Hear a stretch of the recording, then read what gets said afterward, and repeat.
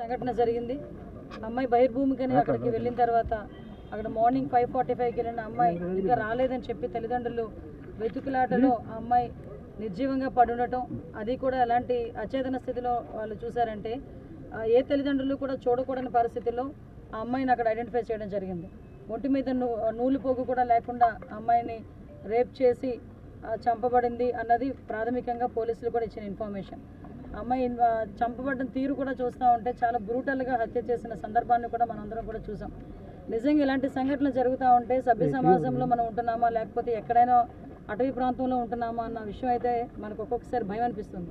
అటవీ ప్రాంతాల్లో ఉన్న వాళ్ళైనా కనీసం నాగరికత తెలుసుకొని వాళ్ళు ప్రవర్తిస్తున్నారు తప్పించి ఇక్కడున్న చాలా మంది నాగరికత తెలిసిన వాళ్ళు కూడా గంజాయి మత్తులో డ్రగ్స్ మత్తులో విచ్చలవిడిగా ప్రాణాలు కోల్పోతున్న ప్రాణాలు తీసిన విధానం కూడా ఇంత బ్రూటల్గా తయారైందంటే దీన్ని ఎక్కడ మనం అరికట్టాలన్న సంగతి ఆలోచించుకుంటే నిజంగా ఒక్కొక్కసారి భయం వేస్తుంది కూడా. ఎందుకంటే నేను ఏం చెప్తున్నానంటే లాస్ట్ 5 ఇయర్స్ గవర్నమెంట్లోని కూడా విచ్చలవిడితనం గంజాయి విచ్చలవిడితనం విపరీతంగా పెరిగిపోయింది. చాలామంది అమ్మాయిలు ఇదే రకంగా హత్యలు చేశారు, మానభంగాలు చేశారు, అత్యాచారాలు చేశారు, అన్నీ జరిగినాయి. ఇప్పుడు మళ్ళీ అదే విధంగా ఈరోజు చీరాల మండలంలో ఇక్కడ కూడా మనకి ఆ సంఘటన జరగడం అనేది నిజంగా చాలా దురదృష్టకరం. ఆ అమ్మాయి వాళ్ళ పేరెంట్స్ దగ్గరికి కూడా మేము వెళ్తే ఆ అమ్మాయి వాళ్ళ పేరెంట్స్ కూడా చెప్పడం ఏంటంటే మా అమ్మాయి ఇప్పుడు కూడా ఎవరికి అనుమానాలు లేవు, మా అమ్మాయిని ఎవరిని ఏడిపించిన సంఘటనలు కూడా లేవు, మా అమ్మాయికి చాలా భయం అండి, వెళ్ళడం రావడం తప్పించి ఇంకా అమ్మాయికి వేరే తెలియదు అని చెప్పడం. అదే విషయాన్ని నేను ఎస్పీ గారితో నాకు అక్కడికి అసెంబ్లీ దగ్గర ఉండగానే నాకు తెలిసిన వెంటనే చంద్రబాబు నాయుడు గారు మన సీఎం గారికి తెలిసిన వెంటనే సీఎం గారు నాకు ఇన్స్ట్రక్షన్ ఇవ్వడం, మేము వెంటనే సిపి గారితో ఎస్పీ గారితో మళ్ళీ కలెక్టర్ గారితో కూడా ఈ విషయం గురించి క్లియర్ కట్గా ఇన్ఫర్మేషన్ తీసుకోవడం, అక్కడ నుంచి నేను వచ్చేలోపే మొత్తం ఇన్ఫర్మేషన్ తీసుకోవడం జరిగింది. అయితే ఇప్పుడే అమ్మాయి బాడీని కూడా మేము చూడటం జరిగింది. అమ్మాయి బాడీకి కూడా ఈరోజు ఇప్పుడే పోస్ట్ మార్టం జరగడానికి కూడా కలెక్టర్ గారు కూడా దానికి మన అందరికీ కూడా పర్మిషన్ ఇచ్చారు.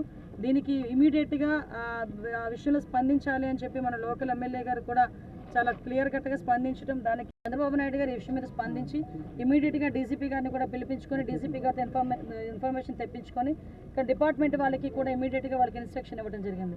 వితిన్ 48 అవర్స్లో ఎట్టి పరిస్థితుల్లోనే నిందితుడు ఎవరైతే ఉన్నారో వాళ్ళని పట్టుకొని తీరాల్సిందే.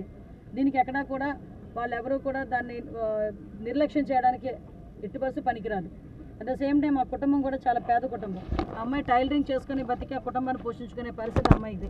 అటువంటి సందర్భంలో వాళ్ళ ఫాదర్ కూడా నేత పని చేసే మనిషి. ఆ అమ్మాయి నిజంగా అమ్మాయి కుటుంబాన్ని పోషిస్తుందనే చెప్పాలి. అటువంటి కుటుంబం పోషించే అమ్మాయి ఈరోజు అకస్మాత్తుగా హత్యకు గురవడం నిజంగా ఆ కుటుంబానికి తీరని లోటు. ఆ కుటుంబానికి మేమేదో డబ్బులు ఇచ్చి ఆ అమ్మాయి సిచ్యువేషన్ని మేము కొనడం అనేది కాదు.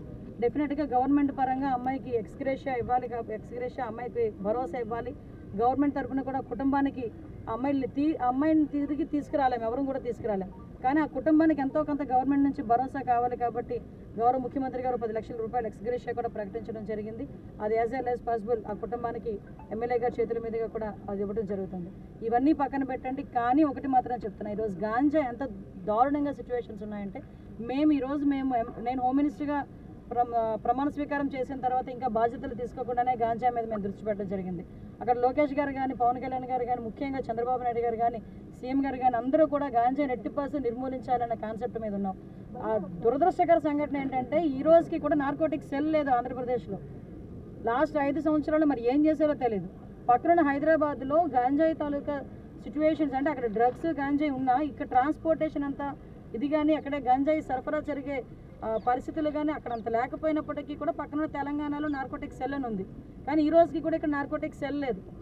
అంటే నార్కోటిక్ సెల్ లేకుండా ఎస్ఈబీకి అప్పచెప్పామని చెప్పి ప్రగల్భాలు పలికారు.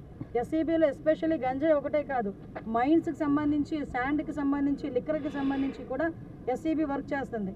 వాటిలో భాగంగా ఉంటే గంజాయి మీద వాళ్ళు దృష్టి పెడతారు తప్పించి ఎక్స్క్లూజివ్గా గంజాయి మీద దృష్టి పెట్టే పరిస్థితి అయితే మన లాస్ట్ గవర్నమెంట్ తీసుకోవాలి. మేము డెఫినెట్గా ఎక్స్క్లూజివ్గా గంజాయి మీద టాస్క్ ఫోర్స్ని ఏర్పాటు చేయడానికి కానీ, టోల్ ఫ్రీ నెంబర్ ఇవ్వడానికి కానీ, గాంజాయి నిర్మూలించడానికి ఈ గవర్నమెంట్కి ఇమీడియట్గా మేము అందరం కూడా చర్యలు తీసుకుంటున్నాం.